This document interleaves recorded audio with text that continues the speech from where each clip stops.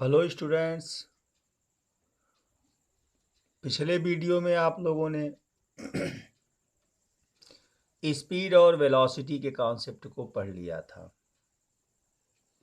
इस वीडियो में अब हम एक्सीलरेशन पढ़ेंगे।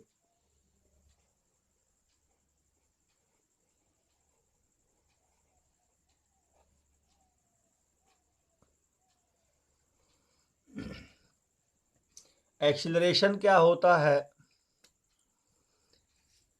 Acceleration means change in velocity. किसी मूविंग बॉडी के वेलोसिटी में पर यूनिट टाइम में जो चेंज होती है उसी को कहते हैं acceleration. The rate of change of velocity you can say.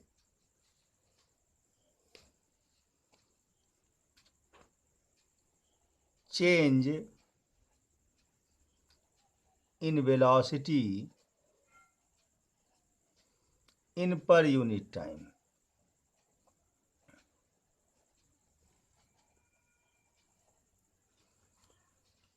अब अगर कोई बॉडी हो जिसकी इनिशियल वेलोसिटी u हो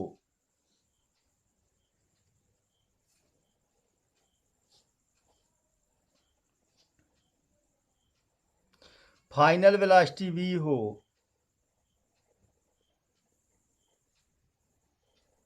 और टाइम चेंजिंग का t हो तो acceleration a equal to change in velocity v minus u upon t, और you can write out delta v upon delta t।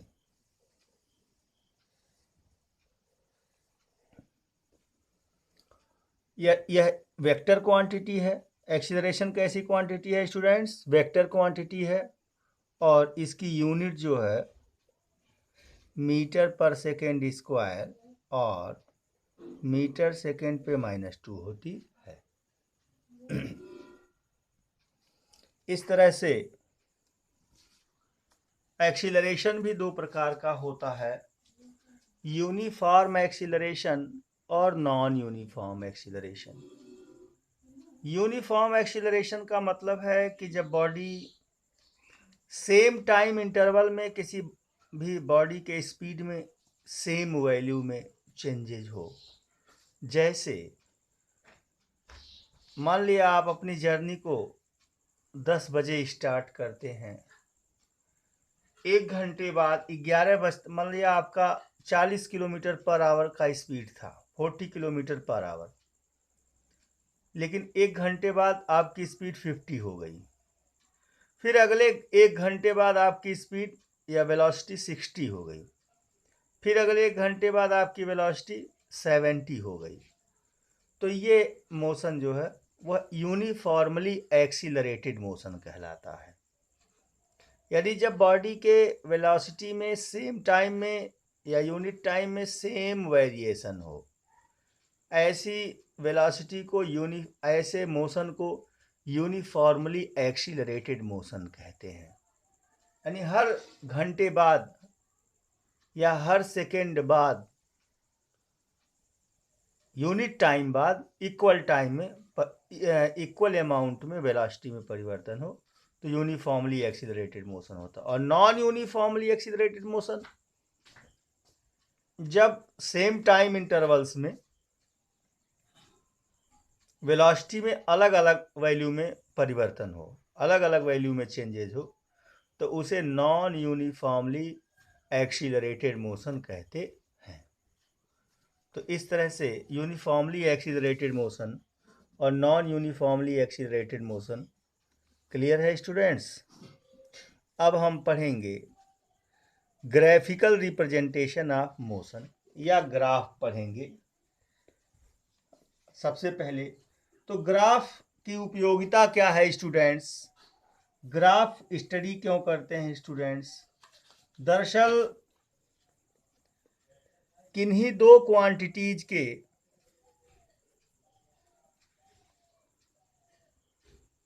Comparative study के लिए ग्राफ की स्टडी किया जाता है, कंपेयर कराने के लिए। अगर कोई दो क्वांटिटी हैं, कोई एक क्वांटिटी दूसरे क्वांटिटी के रिस्पेक्ट में वेरी कर रही है, तो उनके कंपैरेटिव परिवर्तन को एक दूसरे के रिस्पेक्ट में उनके कंपैरिजन को स्टडी करने के लिए ग्राफ का प्रयोग करते हैं। स्टूडेंट्स, जो ग्राफ आपको पढ़ना है वो पहला ग्राफ है आपका time displacement graph.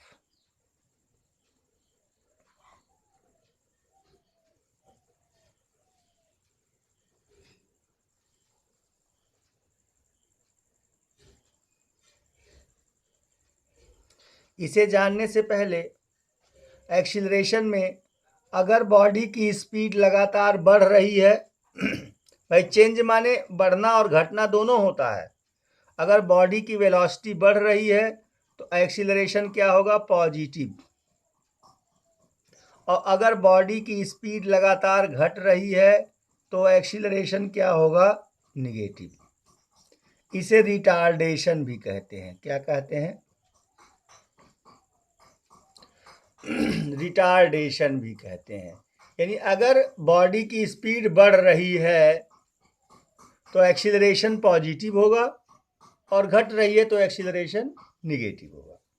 Displacement time graph का हम डिस्कशन करेंगे।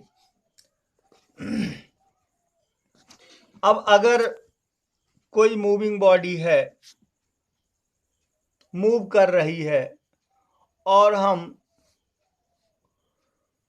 उसके अलग अलग टाइम इंटरवल पे डिस्प्लेसमेंट्स को कैलकुलेट कर लें तो इस हिसाब से ग्राफ हम प्लॉट करेंगे डिस्टेंस और टाइम के बीच, जिसे डिस्टेंस टाइम ग्राफ कहेंगे। डिस्टेंस टाइम ग्राफ प्लॉट करते समय दो बातें होंगी, यूनिफॉर्म मोशन के लिए और नॉन यूनिफॉर्म मोशन के लिए। तो पहले यूनिफॉर्म मोशन मतलब सेम टाइम इंटरवल में बॉडी सेम डिस्टेंस कवर कर रही है अगर, तो जो ग्राफ होगा आपका वो स्ट्रेट लाइन होगा। मीन्स कोई बॉडी है, आपने रिकॉर्ड किया, टाइम एक जगह रिकॉर्ड किया और डिस्प्लेसमेंट एक जगह रिकॉर्ड किया। अब टाइम 0 जब था, यानी जब आपने मेजर करना शुरू किया तो बॉडी का डिस्प्लेसमेंट 0 था, मतलब ओरिजिन से चलना बॉडी शुरू करती है। डिस्प्लेसमेंट, कोई इनिशियल डिस्प्लेसमेंट नहीं है बॉडी में। 1 second, 2 second, 3 second, 4 second, 5 second में 20, 40, 60, 80, 100, यानी 1 सेकेंड बाद उसका डिस्प्लेसमेंट कितना हो गया? 20 हो गया।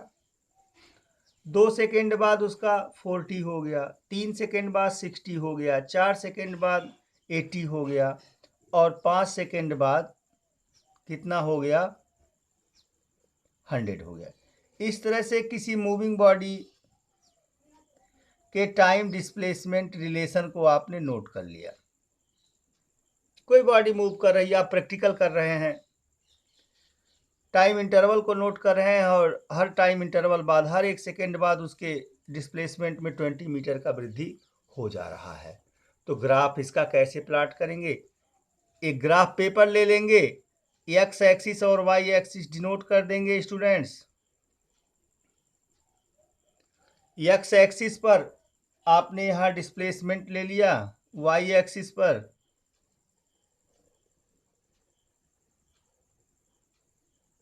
और यहाँ टाइम को आपने ले लिया, टाइम को सेकेंड में और इसे मीटर में ले लिया।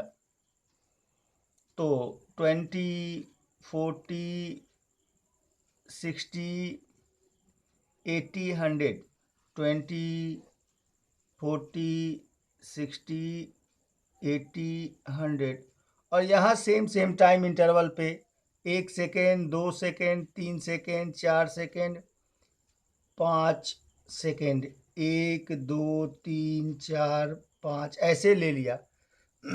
अब जब आप ग्राफ प्लाट करेंगे तो 20 के सेकेंड में 1 था, 0 0 पे 0 था, यानी जब टाइम 0 था तो डिस्प्लेसमेंट 0 था, अर्थात ये पॉइंट 0 0 हो गया। बॉडी कहाँ से चलना शुरू कर रही है? ओरिजिन से, पॉइंट ऑफ रेफरेंस से ही बॉडी चलना शुरू कर रही है। फिर 40 पे यहाँ, 60 पे यहाँ, ऐसे करेंगे तो एक स्ट्रेट लाइन आपको फाइंड होगा। सारे पॉइंट्स को मिलाएंगे तो एक स्ट्रेट लाइन आपको फाइंड होगा। अब हम कैलकुलेट क्या करते हैं? डिस्टेंस टाइम ग्राफ के सहायता से। मान लिया कोई पॉइंट ए है यहाँ पे, टाइम t1, कोई एक टाइम t1 आपने चुन लिया। टाइम t1 पे यहाँ ग्राफ पे ये पॉइंट प्राप्त हुआ, 20 से ज़्यादा है। और टाइम t2 के रिस्पेक्ट में कोई टाइम आपने लिया, यहाँ पॉइंट बी है, आगे बढ़ा देते हैं ग्राफ को इस तरह से, यहाँ पॉइंट बी है,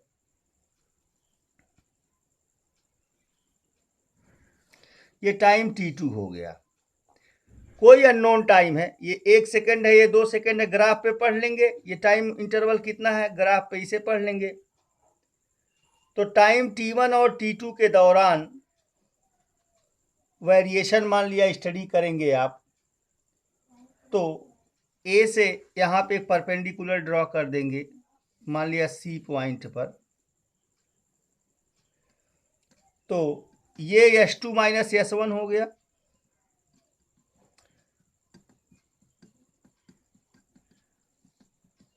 और ये T2 minus T1 equal to delta T हो गया। अब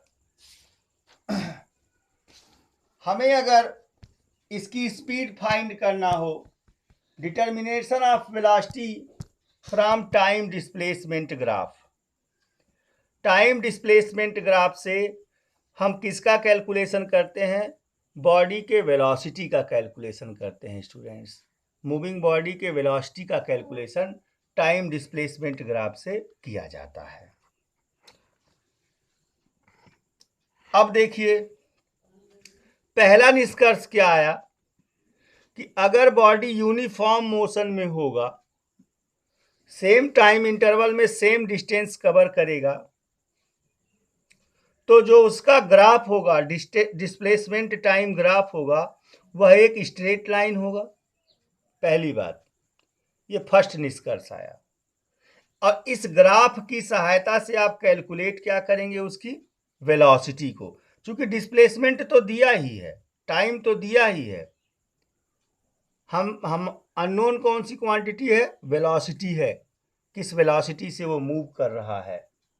तो आप जानते हैं कि velocity equal to displacement upon time. Velocity equal to, यानी calculation of velocity, calculation of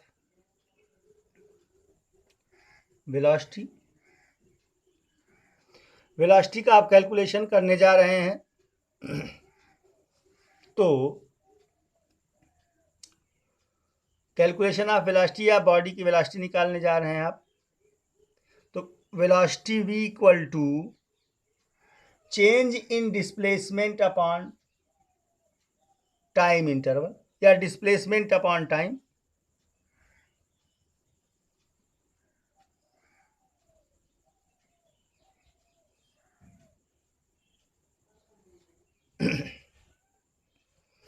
अब अगर मान लिया ग्राफ के इस पोर्शन के दौरान, ए बी के दौरान बॉडी की वेलोसिटी कितनी थी आपको पता करना है, तो उस दौरान अगर आप ध्यान देंगे तो चेंज इन डिस्प्लेसमेंट कितना हुआ? S2 minus S1।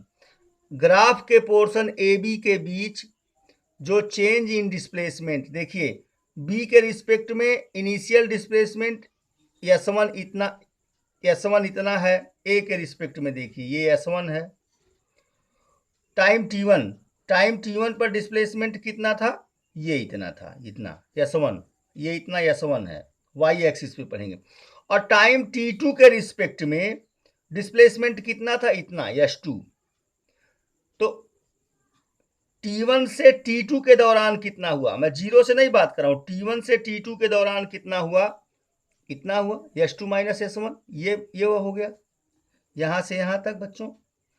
और टाइम में कितना हुआ, t1 t2 से, यानी यहां से यहां तक का टाइम t2 है, यहां से यहां तक का टाइम t1 है। तो t2 से t1 को घटा देंगे तो ये जो t2 माइनस t1 हुआ वो ग्राफ के इस पोर्शन के रिस्पेक्ट में टाइम हो जाएगा। तो delta S upon delta T, यानी delta S upon delta T. और यह वैल्यू ग्राफ में है क्या, BC अपॉन AC, यह है BC अपॉन AC। यहां अपने चित्र में देखिए डेल्टा एस क्या है, BC है, और डेल्टा टी क्या है, AC है। अगर इस राइट एंगल ट्राइंगल को देखें तो ये उसका परपेंडिकुलर है। अगर ये लाइन जो ग्राफ है आपका वो थीटा एंगल बना रहा हो, यहां एक्स एक्सिस की पॉजिटिव डायरेक्शन के साथ थीटा एंगल बना रहा हो, तो ये परपेंडिकुलर है और ये बेस है। देखिए ये परपेंडिकुलर है और ये बेस है, और इसी को स्लोप कहते हैं स्टूडेंट्स।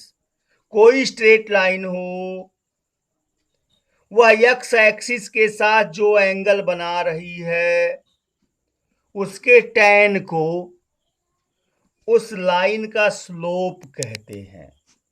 यानी BC अपॉन AC क्या हो जाएगा, स्लोप हो जाएगा। यानी V equal to slope of the graph. Graph का जो स्लोप होगा वो किसे बताएगा स्टूडेंट्स, वेलोसिटी को बताएगा। यानी क्वेश्चन आपसे कैसे बनेगा, ड्रा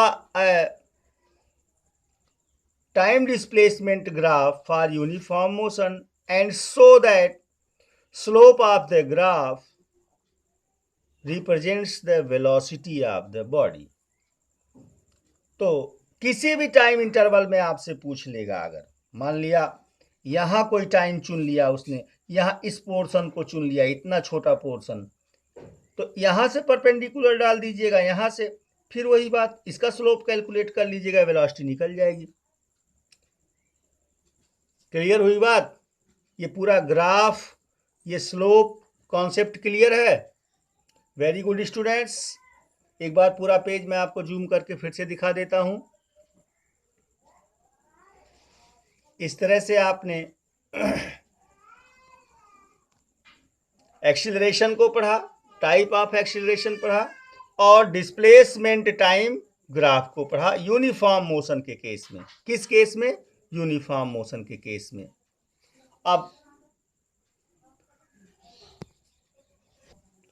अब कुछ पॉइंट्स के बारे में डिस्कशन करेंगे। आपने डिस्प्लेसमेंट टाइम ग्राफ को तो पढ़ लिया, अब उससे रिलेटेड कुछ पॉइंट्स। अगर बॉडी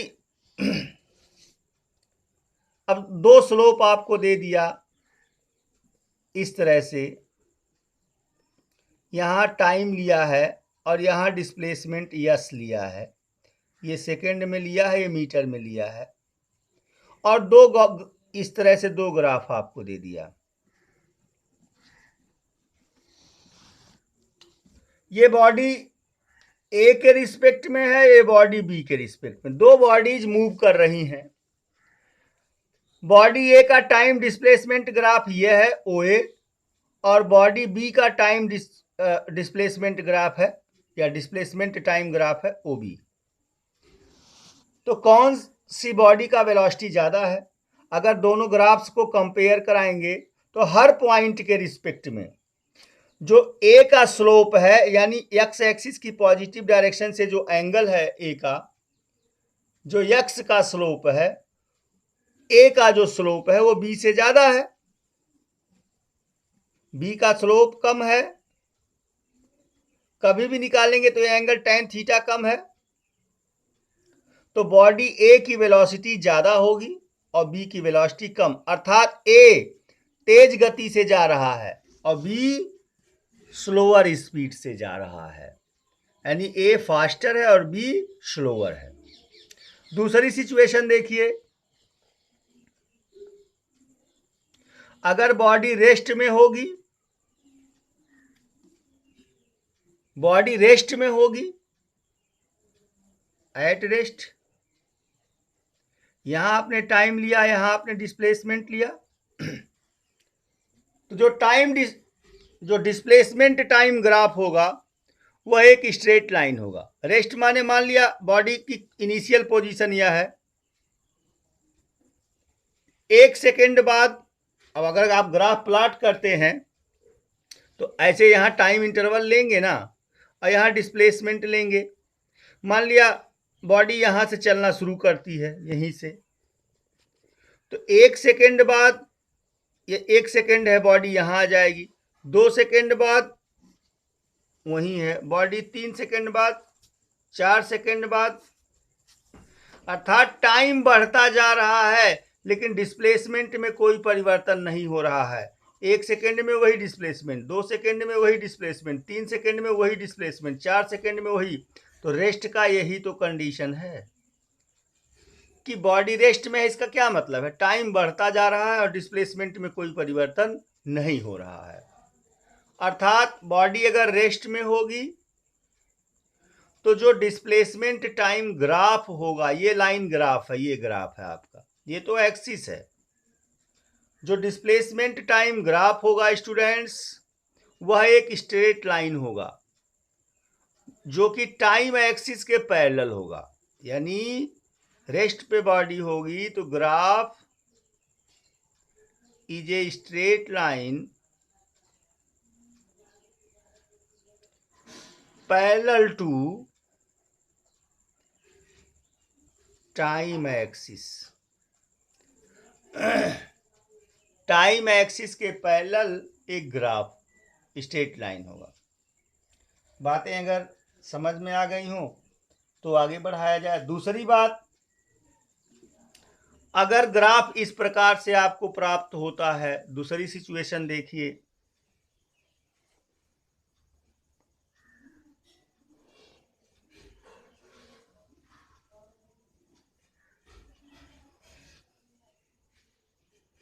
टाइम डिस्प्लेसमेंट ग्राफ है इस प्रकार से। अब एंगल जो यहां है वो 90 से ज्यादा है, थीटा जो है इज ग्रेटर देन 90। ये बी पॉइंट है, ये ए पॉइंट है।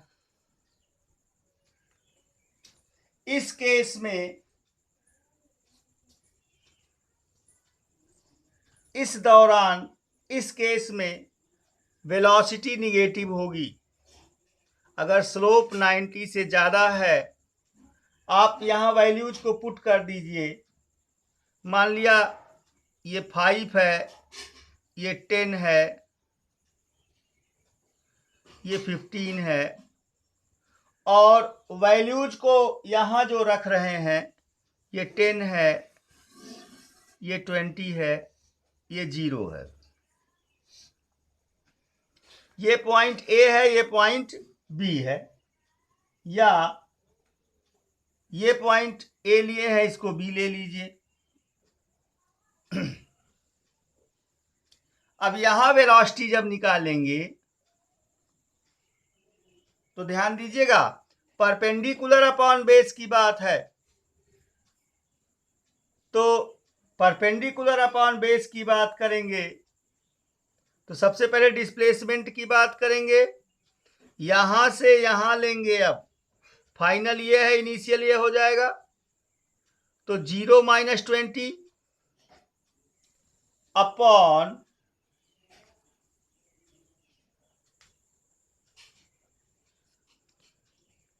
10 - 0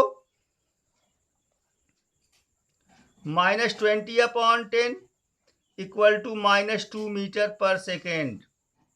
ये वेलोसिटी आई है आपका, स्लोप निगेटिव हो गया। स्लोप क्या हो गया आपका? निगेटिव हो गया।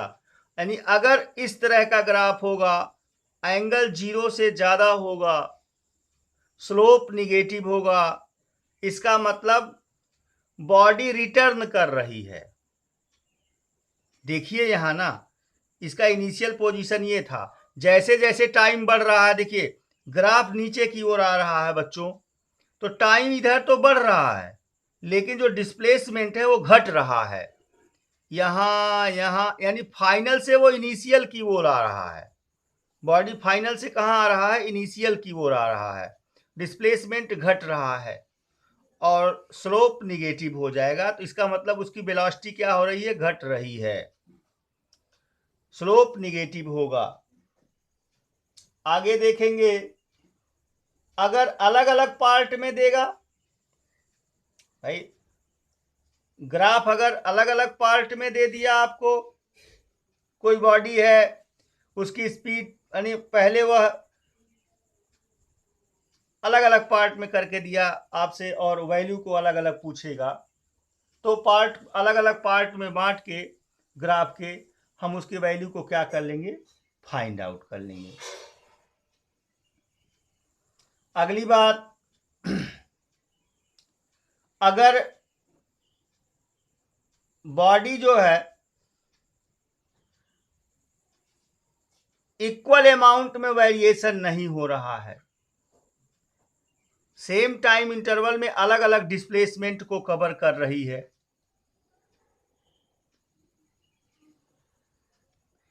तो जो ग्राफ फाइंड होगा वो इस प्रकार से एक कर्व फाइंड होगा।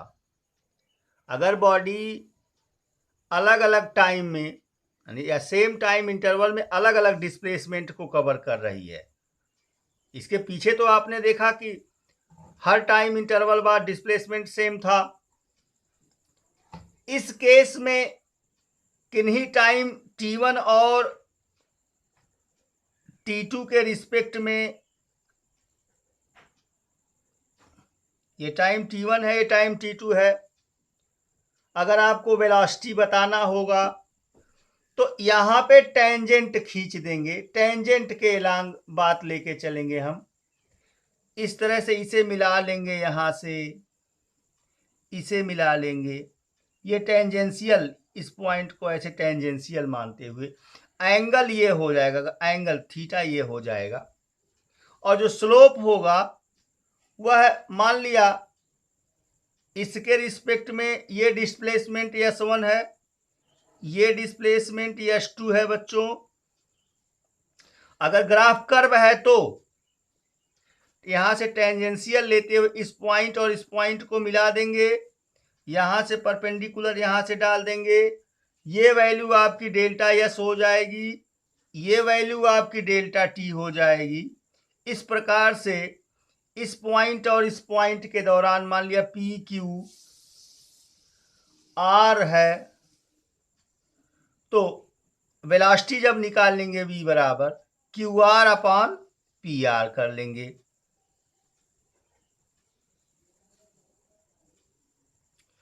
और उस दौरान एवरेज वेलोसिटी जो है बॉडी की वो क्या हो जाएगी? निकल जाएगी। यानी एवरेज वेलोसिटी ही निकलेगी और उसकी वैल्यू किसके बराबर आएगी? QR upon PR। यही स्लोप ही बताएगा, यानी average velocity V bar equal to slope of the graph. इस तरह से आपने डिफरेंट डिस्प्लेसमेंट टाइम ग्राफ्स को स्टडी किया बच्चों।